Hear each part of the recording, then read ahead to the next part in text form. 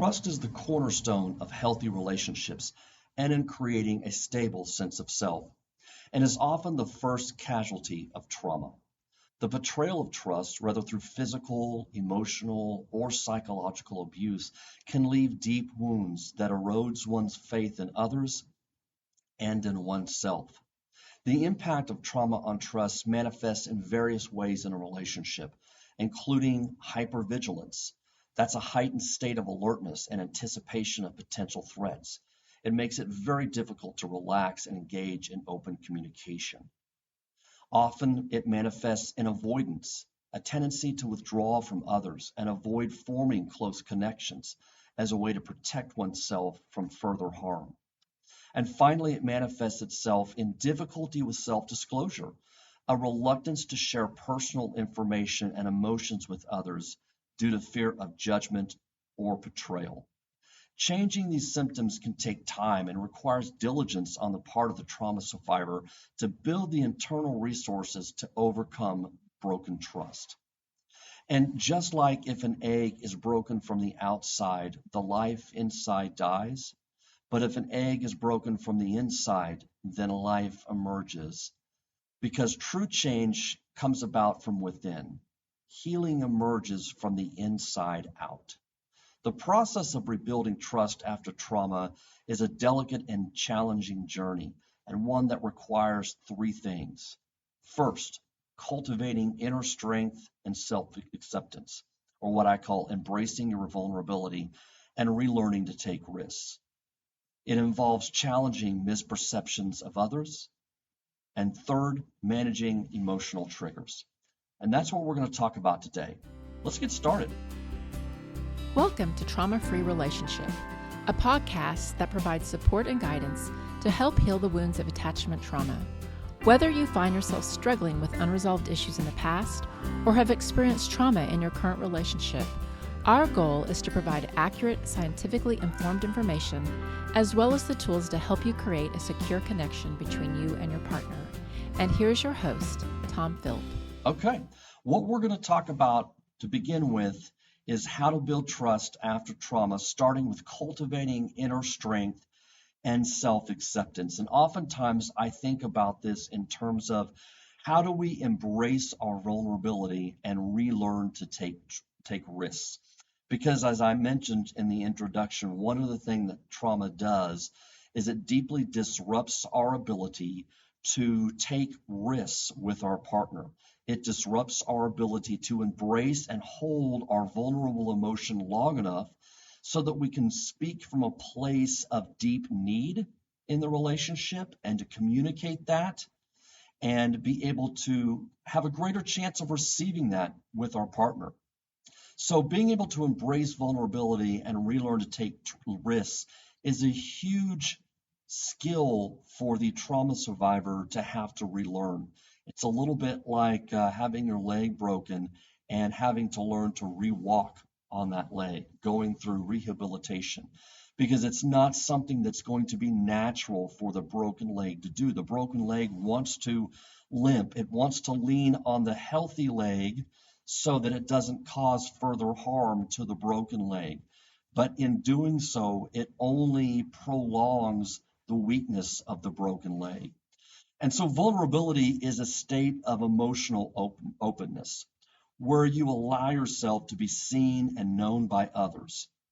And so being able to embrace our vulnerability, embrace the risk that it takes to be seen by others is a huge deal, actually. And it takes tremendous amounts of courage to be able to get a trauma survivor to be able to hold that place of vulnerability long enough that, as I said a few minutes ago, they can speak out of that vulnerability and really access those deep needs that are necessary for connection, for closeness with another human being, especially their partner.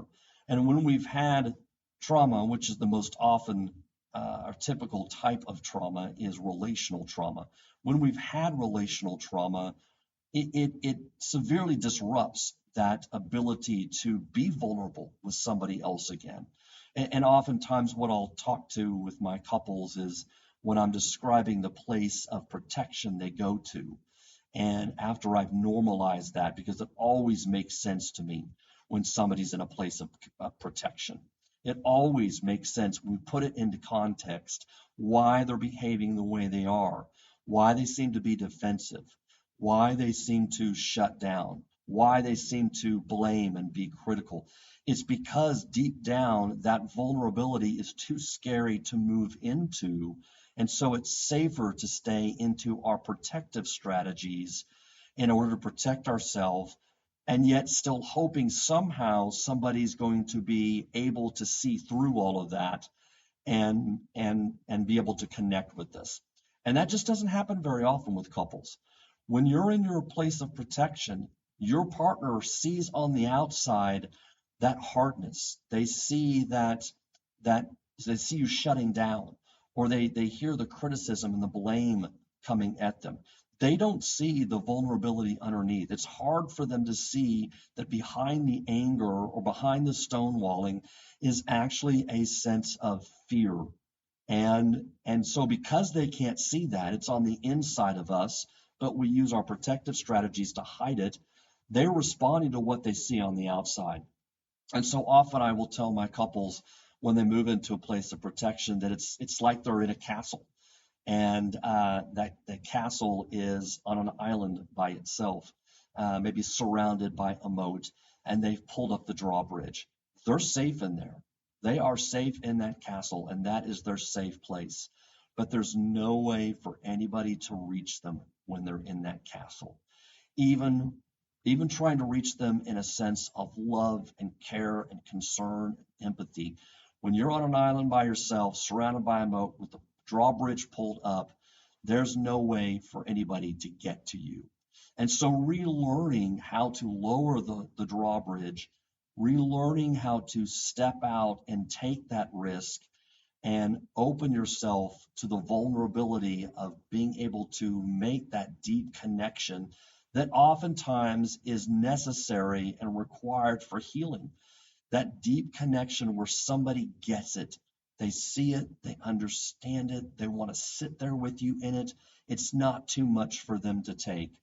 And so being able to lower that drawbridge and step out into a place of vulnerability is something the trauma survivor has to learn. And just like a blooming flower, um, where the seed needs to open its petals in order for the sun, so the sun can shine down on it in order for the flower to bloom. We need to open ourselves up to the vulnerability in order to grow and thrive.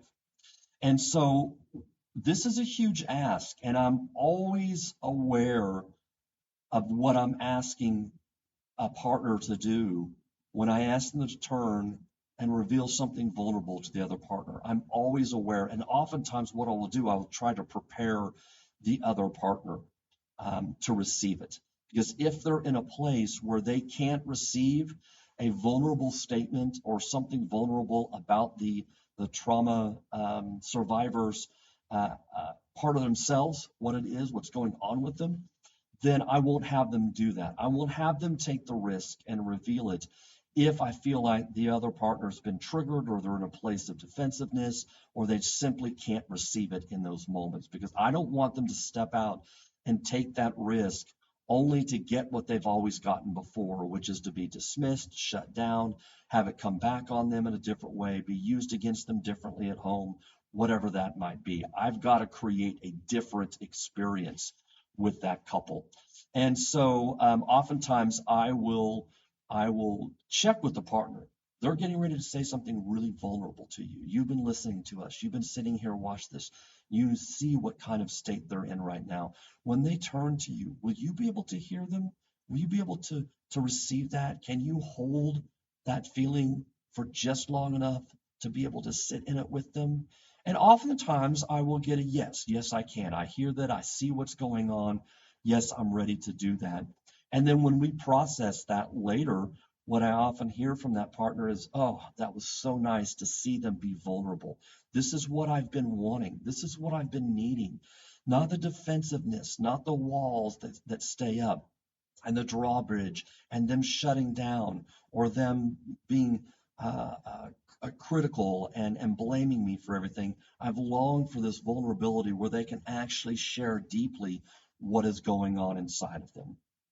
So, cultivating inner strength and self acceptance comes through when we are able to hold on to our vulnerability long enough that we can take a risk to let others see us in that place and hear us. We can speak from that place so they can hear us from that place as well. So here's 3 steps I want you to try in terms of being able to cultivate this strength and learn how to embrace your vulnerability and learn how to take risks. First thing I want you to do is start small. Don't try to dive into the biggest, most vulnerable thing about you. Start small. Test the waters a little bit. If I reveal a little part of this myself, how does my partner respond? If I let them know that this is a vulnerable moment for me, how does my partner respond? And so, one of the things we talk about in therapy with couples is you can always slice it thinner.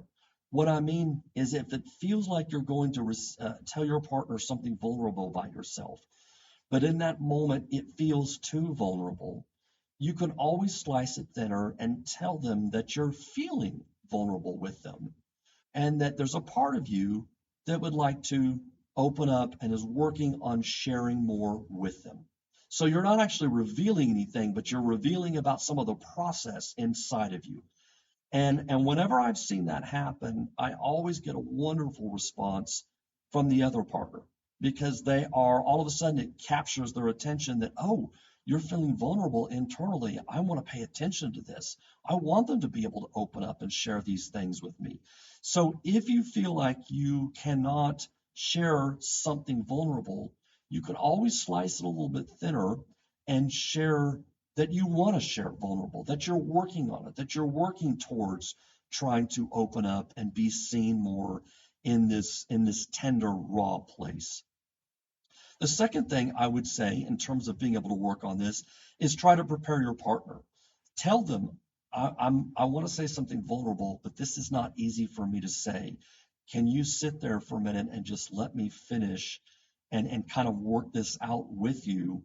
And then I would love to have you respond, but can you just give me enough time to kind of work through this myself?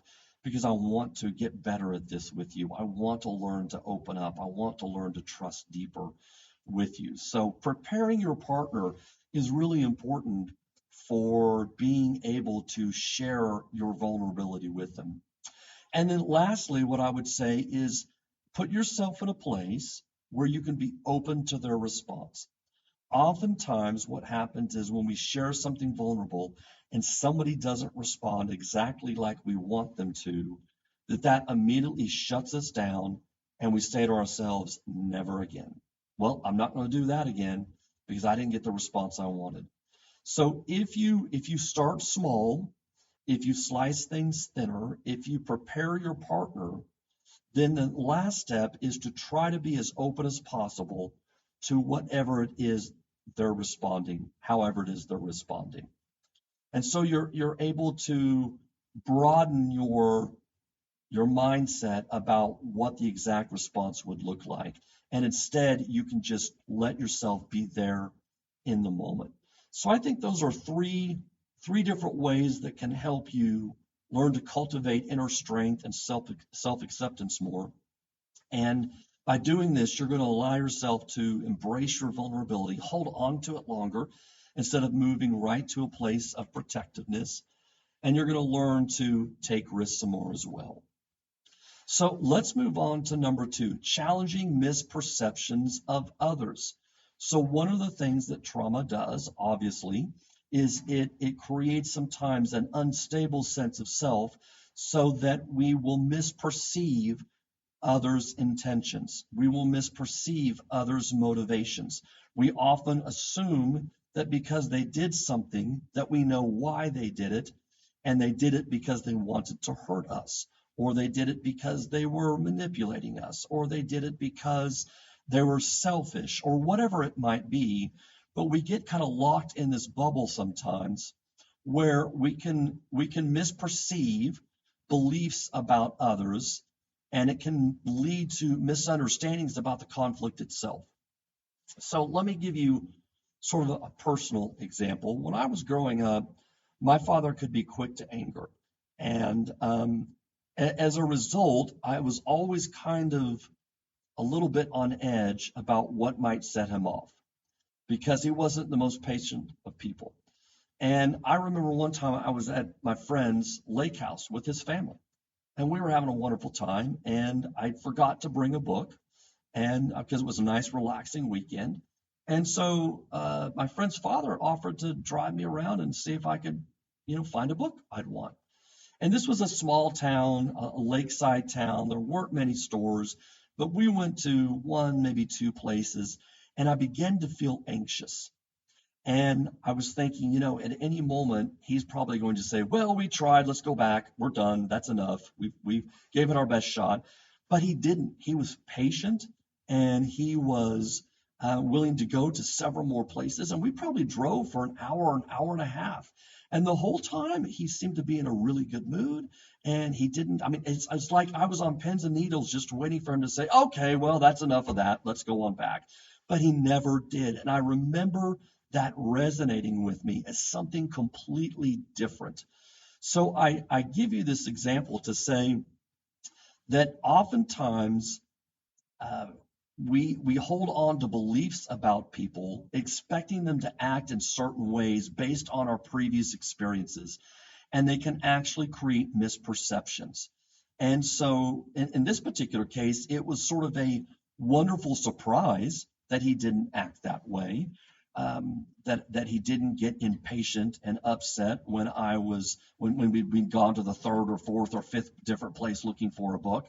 And I remember there being just this sense of relief, and my anxiety kind of lessened because he wasn't getting upset. And I so would have expected that with my own father, because that was the perception I had of men at the time. Now I know better. Now I've worked on it a lot. And I know I have to be patient when that feeling comes up, when I'm expecting somebody to lose patience with me based on my past learnings and the past way I was treated. So challenging our misperceptions of others is really vital for being able to create a different experience of yourself with your partner. Trauma oftentimes disrupts that to the degree that when that feeling comes up in our body and that thought comes to our mind, we hang on to it with everything we've got. And we're just not going to let that go. And so what happens is it becomes a self-fulfilling prophecy, in the sense that if that's our belief about our partner, that they're going to act this way, then we never give ourselves an opportunity to be surprised. We never give ourselves an opportunity to challenge that belief and go, oh, well, that wasn't as bad as I thought. Or, oh, they didn't act like I thought they were going to act. They were more understanding, more compassionate, more empathic. They stayed with this feeling I had longer. They wanted to know more about what I was going through in my experience. And so we need to be caught by surprise sometimes about our own beliefs of others. And so here's 3 things I want you to try in terms of trying to challenge your misperceptions or perceptions of others. First of all, identify the feeling in your body. Our feelings are body-based. They are somatic. They resonate in our body. We have colloquialisms in at least North America here that describe feelings in the body. So we talk about butterflies in our stomach. Well, oftentimes we hold fear and anxiety is in our stomach, and it creates these feelings of jitteriness and butterflies. Sometimes we'll talk about people being a hothead. Well, that's because oftentimes we hold anger up in our head and into our shoulders. Or we'll talk about how we have a heavy heart, because oftentimes we'll hold sadness and grief in our hearts. So our body is fully engaging with our surroundings at all times. And when we have a feeling, whether we often resonate that into words or not, it is there in our body, and we need to be connected to that. So the first thing I would say in terms of challenging your perceptions of others after trauma is to try to identify the feeling that comes up for you. Where am I feeling this in my body? What is my body telling me about my experience of my partner right now? The second thing I would say is put those feelings into words. And oftentimes that is difficult to do because trauma is in the right brain. It's a somatic reaction to fright, to fear, to not being able to change a situation we are in, to feeling stuck in that situation and overwhelmed. And so it's not in the verbal part of our brain, but we want to be able to eventually put words to those feelings. So there's nothing wrong with sitting down and reflecting on, okay, I had this feeling come over me when my partner came home today that I felt very anxious and I didn't know why. And I found myself sort of busying myself around the house or the apartment. And that's not normally my routine. So what was going on with me? But I felt like I was feeling very anxious. I was feeling very, in some ways, fearful that they were going to come home and they were going to maybe have a bad day and they were going to take it out on me and it was going to ruin the night. And so I was trying to act busy so maybe they would see that I was trying to be helpful around the house. Now, this is just an example. I'm sure you can come up with lots of examples on your own, but being able to identify the feeling in your body and then being able to put it into words, anxious, sad, fearful, overwhelmed, uh, emotional, scared, guilt, shame. These are all feelings that need to be able to be identified in your body and that need to have a word attached to them as well. Important feelings because your body and those words are telling you something about your experience in the moment, your experience with yourself or your experience with your partner. So that's number two. The third thing, in order to be able to challenge your perceptions of others after trauma, is to understand what is the misperception. So this is sort of the cognitive portion of this, right? So if we go back to the example that I talked about just a minute ago, you're busying yourself around the apartment or the house. Your partner walks in, they're in a good mood. You start to feel your anxiety subside and you're feeling better. And maybe you're thinking, oh, thank goodness that the night might be salvageable. Maybe we won't get into a big knockdown drag out tonight. Or maybe I won't have to spend the whole evening managing my partner's emotions. And so you just feel this relief. And so one of the thoughts that might come along with that is I'm constantly scanning my partner's mood, scanning my partner's feelings, and this is the hypervigilance we talked about at the opening of this podcast, in order to be able to manage or control my environment this evening. So one of the things that you might think with this is that, maybe I'm often too dependent on my partner's feelings that dictate my own mood. Now, I'm not saying that feelings aren't contagious because they are, and I get it. And when your partner's upset, it dampens your mood as well. If you doubt this, just try talking to your partner about something really good that's happened to you, and have them be in a place where it's hard for them to hear that. It's like they pop your balloon, something you're really excited about, and you don't get a response from your partner that's equal to that excitement. It is like they're bringing you down. So feelings are contagious. I'm not saying that they don't impact our partner in that sense. But we don't want to be so consumed with our partner, so hypervigilant with their moods, that it completely takes over our well-being and our mood as well. We need to have a little bit of an empathic wall there so that we can say, oh, I'm so sorry you've had a bad day. Is there anything I can do for you?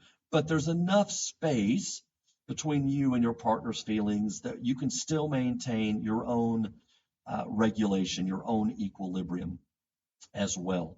And so identifying that the cognitive component of the misperceptions of others or challenging our perceptions of others after trauma is important as well. What is this saying about you? What is this saying about your relationship when you become dysregulated or you begin to feel anxious, and you can put that into words. And then what is the thought that comes along with that as well? So that is the second thing in terms of how do we build back trust after trauma. Let's talk about the last one, and that is managing emotional triggers. So this is really important, and one that I've talked about for a long time. I even have a full podcast on trauma triggers, and I'm sure this won't be the last time I've talked about it as well. But it's worth repeating over and over and over, because it is something that is so difficult for trauma survivors, is to learn what their triggers are and to be able to manage those. So emotional triggers really are, it's just any stimuli that can cause a strong emotional response. It can be anything from a person or place to a certain word or smell at times. And when we're triggered, our bodies go into fight or flight mode, which can obviously lead to a number of physical and emotional symptoms. It increases our heart rate, sweating, shortness of breath, and oftentimes we respond with anger. I liken emotional triggers a little bit to stepping on a landmine, where everything seems fine in a moment, and then all of a sudden there's this massive explosion inside your body, and it feels like all of your physiology has been hijacked. And so you're walking carefully around these landmines, not knowing which one you might step on. And then all of a sudden, with the most gentle of touch, boom, you're triggered. And there's this sudden and intense and emotional reaction. And I apologize if this is triggering to any veterans that are listening to this. That is not my intention. I'm just trying to create metaphors for everybody so that we can learn these concepts deeply. So I apologize. If you do get triggered by this, please feel free to stop listening and take care of yourself. Give yourself time to emotionally soothe and nurture yourself in any way you need to, and reach out to others to do so. So you get the idea at this point, right, that a trauma trigger is something that's not thought through. It is a physiological reaction that is in the implicit part of your brain that immediately throws us into fight or flight. So we need to do three things to help us understand and manage our emotional triggers. The first thing we need to do is we need to understand what our triggers are. So we need to identify our triggers. Is it a certain place? I know oftentimes with couples that have had affairs, they will have learned that their partner and the other man or the other woman went to a certain place. And so driving by or down that street can be a trigger for them, because, well, that's where the hotel was, or that's where the restaurant was. So they want to steer clear of that because they know that is an identifiable trigger. So the first step to managing your triggers is to identify them and to know what they are, such as the example that I gave. So you can start to develop coping mechanisms for dealing with them. So in the short run, avoiding those places is a good coping mechanism. I will say it is not a good coping mechanism in the long run. I don't want you, because of the opening of the podcast, we talked about one of the manifestations of trauma is avoidance. And so long term, I don't want you to not be able to go to a part of your town, or not drive down a certain street, or not ever eat at a restaurant again because of a trauma, the trauma trigger that creates for you. Rather, I want you to be able to work through that, but in a measured and secure and safe way. So in the short run, yes, avoiding those and knowing those are your triggers are important. Secondly, developing a coping plan. A coping plan is just simply a list of strategies that you can use to manage your emotional responses when you get triggered. So maybe that's going in self-soothing, maybe it's listening to some music, maybe it's taking a hot bath, maybe it's going and taking a drive. It could be a number of things that work for you in terms of self-soothing. Maybe it's calling your best friend in the whole world who gets it and who understands and knows what you're going through. And so you reach out and create that human communication in order to self-soothe. And I think that's wonderful if you can do that. If you can reach out to others and not shut down and isolate yourself, that is a step in the right direction. And so number three, connect to someone you trust. And again, this kind of falls on the heels of step 2. That could be part of your coping plan, is to reach out to a therapist, a counselor, a friend, a family member, anybody that understands your triggers and anybody that's able to comfort and soothe you. Do not reach out to somebody that's going to make it worse. Do not reach out to somebody that is going to criticize or blame or even criticize or blame your partner in those moments. They need to be able to focus on you and your well-being in order to be able to be of most use to you. So those are 3 different ways that I think are helpful to start managing your emotional triggers. And the third way that often trauma disrupts and breaks trust, that you can begin to heal and begin to build trust again with your partner. So let me just say in conclusion here, the path to healing trust after trauma, it is long and an arduous one, often filled with setbacks and disappointments.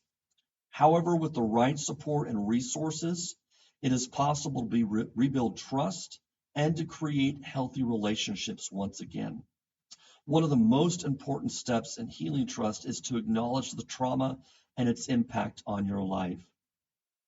This involves understanding how the trauma has affected your thoughts, feelings, and behaviors. And once you have a better understanding of your trauma, you can begin to develop coping mechanisms to deal with it. Another important step in healing trust is to find a safe and supportive environment. And this could either be through a therapist, a support group, a trusted friend or family member, but having somebody who can listen to you without judgment can be invaluable in the healing process. It is also important to be patient with yourself. Healing from trauma takes time, and there will be ups and downs along the way, lots of them. Don't be discouraged if you have setbacks.